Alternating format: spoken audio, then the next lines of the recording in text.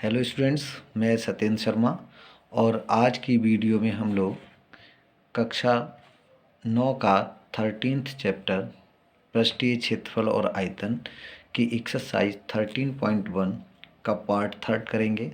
इससे पहले इस एक्सरसाइज से रिलेटेड हम लोगों ने 2 पार्ट इसके और कर लिए थे, जिसमें क्वेश्चन 1 से 8 तक किए हैं। अगर आपने पहले उन क्वेश्चंस को नहीं किया है तो पहले उन वीडियो को देखिए। उसके बाद आइए स्टार्ट करते हैं क्वेश्चन नंबर 9। क्वेश्चन नंबर 9 और क्वेश्चन नंबर 10, आज हमने 2 क्वेश्चन लिखे हैं ये, और हम इन दोनों क्वेश्चन को ही करेंगे। लेकिन बेटा ये क्वेश्चंस थोड़े लंबे हैं, मतलब क्वेश्चंस में कुछ नहीं है, क्वेश्चन जो हैं वो बहुत ही ईजी हैं, बट इनकी प्रॉब्लम ये है ना कि थोड़ा लंबे टाइप के लग रहे हैं, है ना।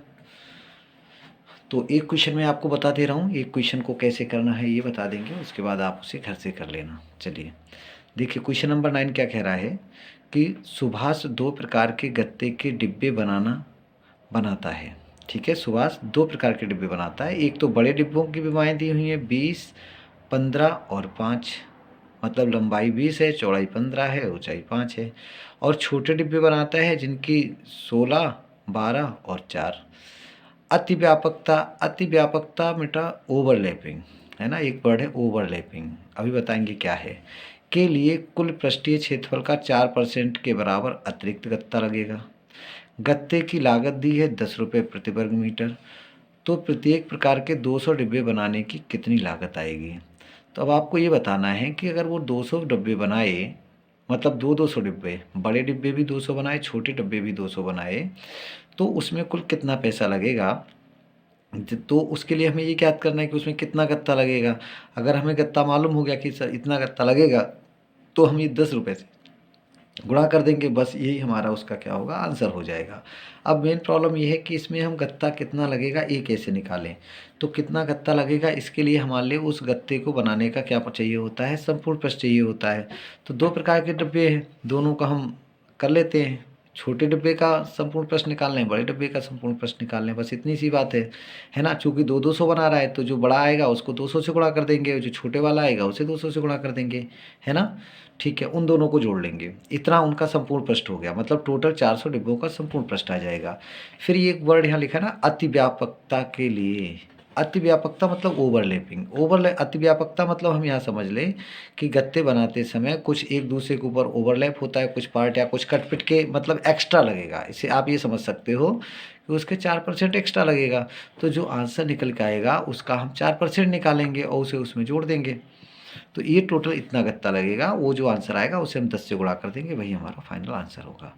तो क्वेश्चन बहुत टफ नहीं है, क्वेश्चन ईजी है, बट थोड़ा स्टेप्स काफ़ी बड़े हैं। एक बार फिर समझिए, एक बड़ा डिब्बा है, उसकी हमें विमाएँ दी हैं, हम उसका संपूर्ण प्रश्न निकालेंगे, 200 से गुणा करेंगे। छोटा डिब्बा है ना, उसकी भी विमाएँ दी हुई हैं, इनका संपूर्ण प्रश्न निकालेंगे, 200 से गुणा करेंगे। फिर हम दोनों को जोड़ लेंगे, ये हमारे 400 डिब्बों का मतलब आ जाएगा संपूर्ण पृष्ठ। उसके बाद हम 4% अतिव्यापकता निकालेंगे, जिसे हम उसमें जोड़ देंगे। उसके बाद जो आंसर आएगा उसे हम 10 से गुणा कर देंगे, यही उसकी फाइनल लागत होगी। ठीक है, चलो अब हम स्टार्ट करते हैं क्वेश्चन करना। सबसे पहले बेटा बड़े डिब्बे के लिए, है ना, सॉल्यूशन करते हैं इसका हम लोग। बड़े डिब्बे के लिए,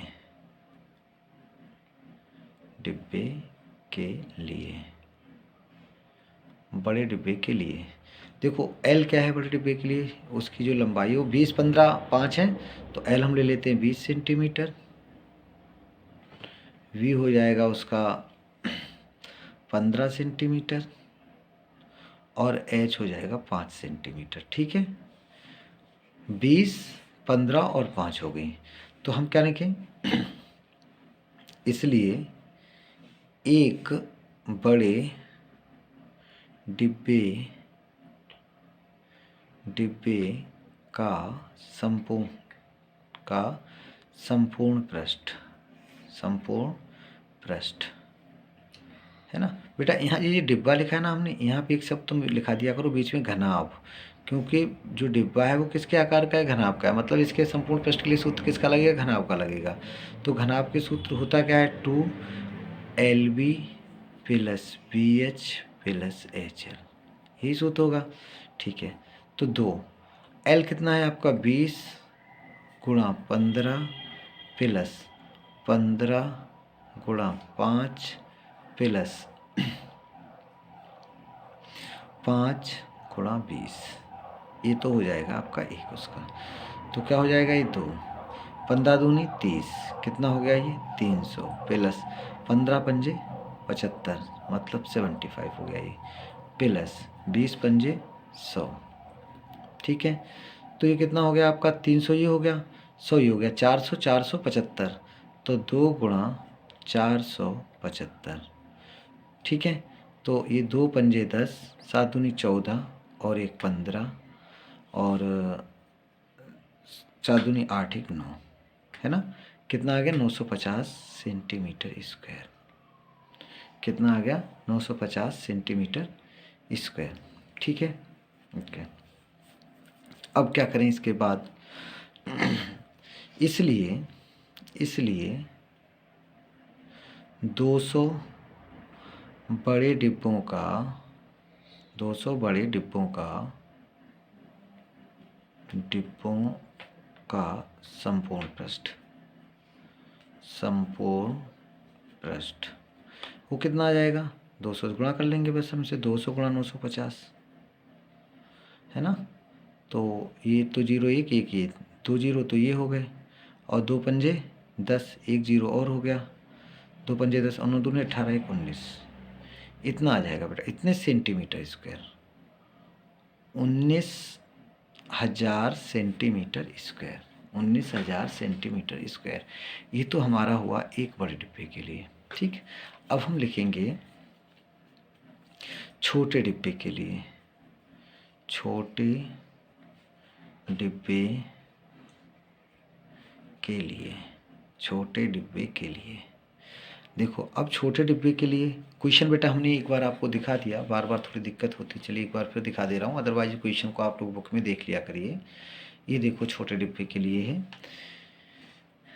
छोटे डिब्बे की विमाएँ 16 12 4, 16 12 4, L 16 हो जाएगा, B 12 हो जाएगा और H जो है वो 4 हो जाएगा। ठीक है, चलो तो बढ़ते हैं क्वेश्चन की ओर।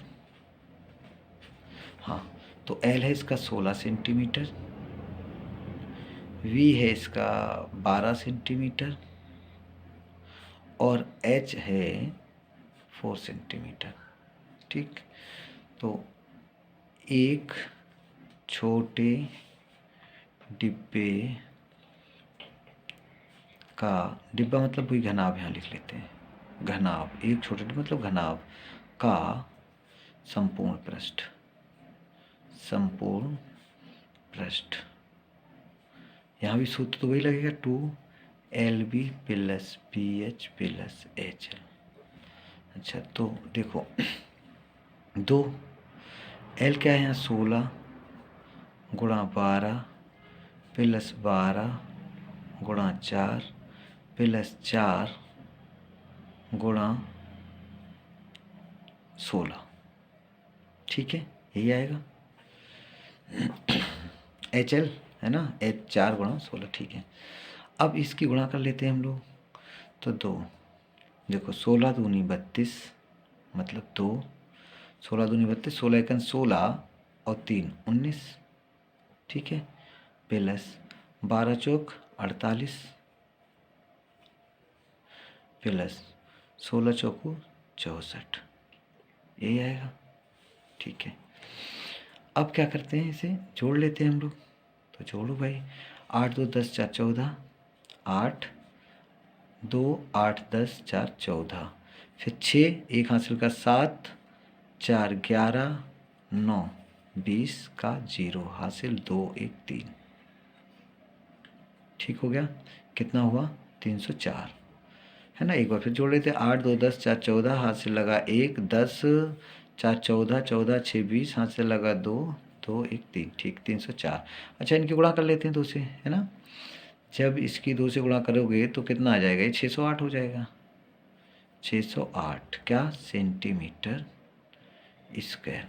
ठीक, बट डिब्बे हैं कितने हमारे पास, डिब्बे तो हमने देख के कितने बनाए, 200 बनाए, तो 200 डिब्बों का निकाल लेते हैं अब हम लोग। ठीक, थोड़ा इधर से कर लेते हैं, हमसे जगह कम बच थोड़ी बड़ी हो जाएगी। ठीक है, चलो। इसलिए 200 छोटे डिब्बों का संपूर्ण पृष्ठ क्या हो जाएगा? 200 गुणा 200। बेटा एक चीज़ हम लोग थोड़ी सी गलती ये कर गए हैं, यहाँ देखो, फिर उधर आते हैं भी, 1 मिनट। 200 बड़े डिब्बों का संपूर्ण पृष्ठ हमने यहाँ लिखा है 20 गुणा 950, तो यहाँ होगा 200 गुणा 950, है ना? कितना होगा? 200 होगा। तो ये जो 19,000 आया ना, यहाँ पे बेटा एक और जीरो आ जाएगा। इसे संशोधित कर लो जाके अपने कॉपी पे, अगर नोट किया हुआ आपने। 200 का मतलब यहाँ 200 से मल्टीप्लाई होगा इसको, ठीक है?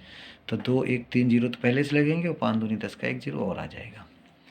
ठीक, आगे आते हैं। ऐसी बेटा यहाँ देखो, तो ये 200 गुणा ये कितना आया था? 608। ठीक, गुणा कर लेते हैं इसकी, तो 2 जीरो तो ये आ जाएंगे, और फिर 2 अट्ठे 16 और 2 छंग 12। ठीक है, इतना आ गया। तो इसलिए दोनों प्रकार के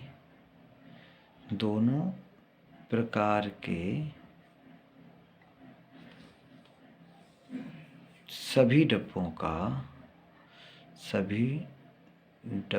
का संपूर्ण पृष्ठ ठीक क्या हो जाएगा? तो इन्हें हम जोड़ लेंगे। पहले कितना आया था हमारे पास? आया था 19 के बाद 4 जीरो, 19 1 2 3 4 प्लस यह आ जाएगा आपका 12 16 00। ठीक है, तो ये कितना आ जाएगा? हाँ, आप लोग एक बार इसको ऐड करिए, कितना आ रहा है। चलिए ऐसे देखते हैं। ये जीरो आ जाएगा, मतलब ये तो 16 ऊपर से 4 जीरो है ना, तो 1600 तो ये आ गया, 1600 है ना, ये 1600 आ गया। 19 और 12 और आ जाएगा ये, है ना, 19 21 31 आ जाएगा। आई थिंक ये आना चाहिए इसका 31 3,11,600। कितना आया? 3,11,600। ठीक है, चलो अब क्या करना है? अब इसका अतिव्यापकता निकालना है हमें। क्या निकालनी है? अतिव्यापकता।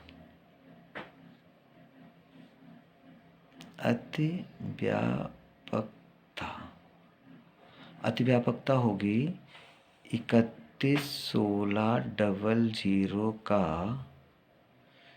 31,16,00 का 4%। ठीक है, तो 31,16,00 गुणा 4 बटे में आ जाएगा बेटा आपका 100। 100 से ये दोनों जीरो कट जाएंगे, 100 से दोनों जीरो कट गए, तो कितना बचा? ये इनकी गुणा कर लेते हैं हम लोग, यहाँ लिख देते हैं बेटा। 4 छंग 24, 4 एकन 4 और 2 6, 4 एकन 4 और 4 तियाँ 12, इतने सेंटीमीटर स्क्वायर आ जाएगा। और ये भी यहाँ क्या हमारा आया था? Centimetre square. इसलिए ये जो, अगर देखो ये क्या था हमारा, इतना तो उनका संपूर्ण पृष्ठ हो गया था दोनों का, इसमें ये अतिव्यापकता होगी, तो कुल कितना गत्ता लगेगा वो इन दोनों का योग हो जाएगा। तो इसलिए डिब्बे बनाने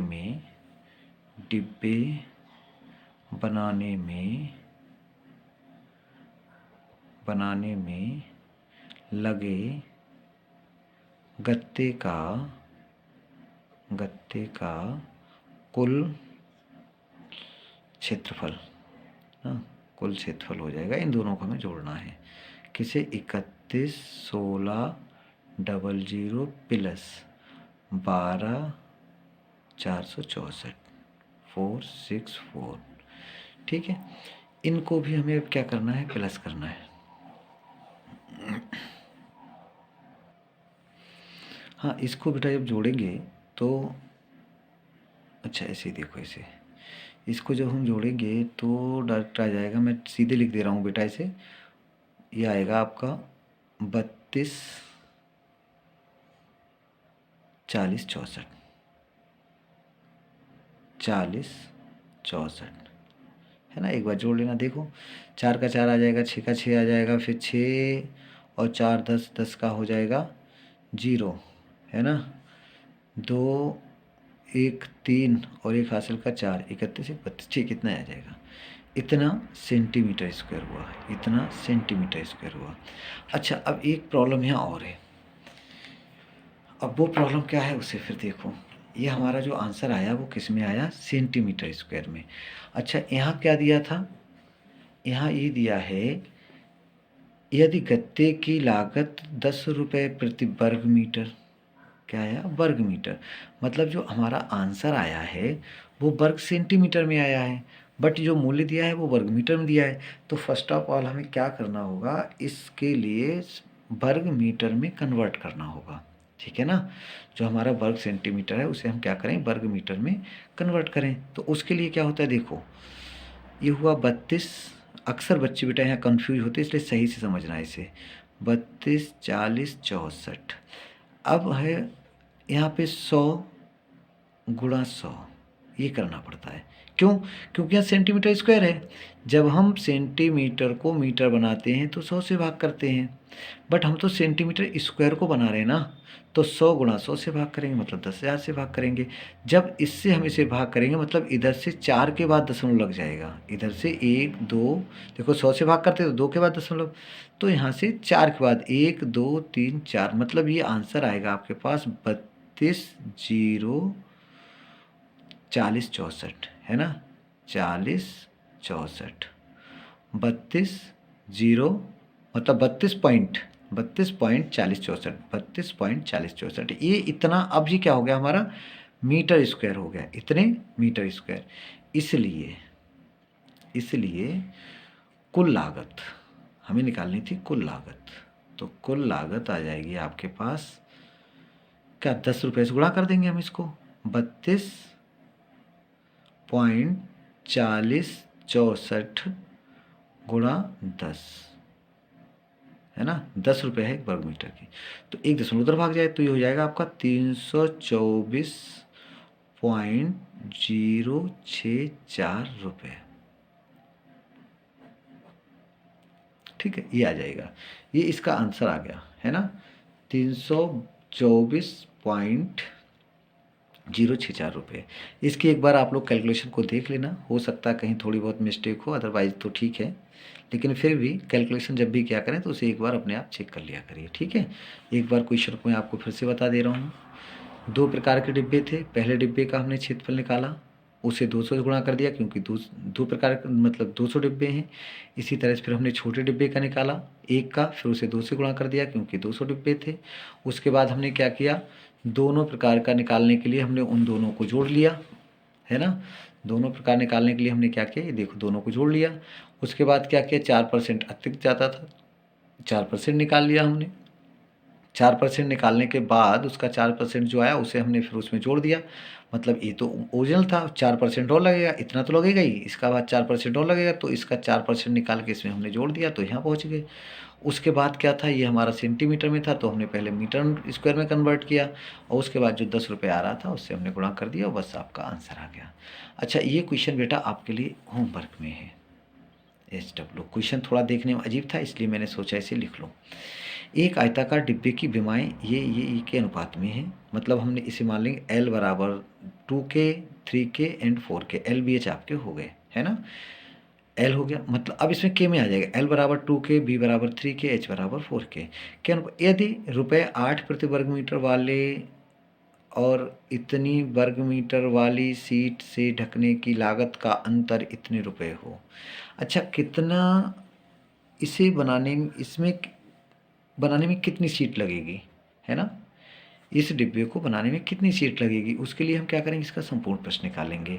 तो इसका आप संपूर्ण प्रश्न निकालिए, मतलब 2 के 3 के 4 के LBH मान के उनका आप संपूर्ण प्रश्न निकालेंगे।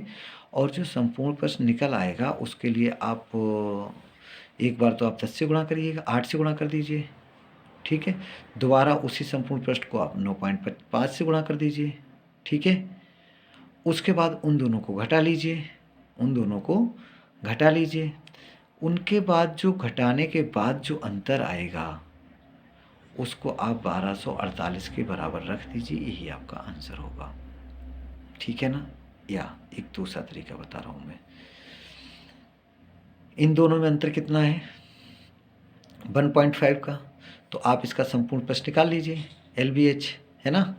संपूर्ण प्रश्न निकालिए, उसको इनके अंतर से गुणा कर लेना, है ना, मतलब 1.5 से 1.5 से गुणा करके आप इसके बराबर रख दीजिए, आपका आंसर। अब आंसर नहीं आएगा, जैसे मैंने कह दिया आपका आंसर आ जाएगा। आंसर आने का मतलब है आपको के मालूम हो जाएगा, आपको के का वैल्यू मालूम हो जाएगा।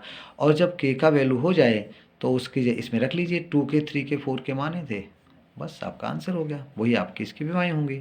तो इसको आप लोग कोशिश करेंगे, ये आपके लिए गृह कार्य है, ठीक है। अगर हो जाता है तो ठीक है, नहीं होता है तो आप एक बार हमें कमेंट सेक्शन में कमेंट करके बता देना, तो मैं अगली वीडियो में इसे करा देंगे। आज के लिए इतना ही, धन्यवाद।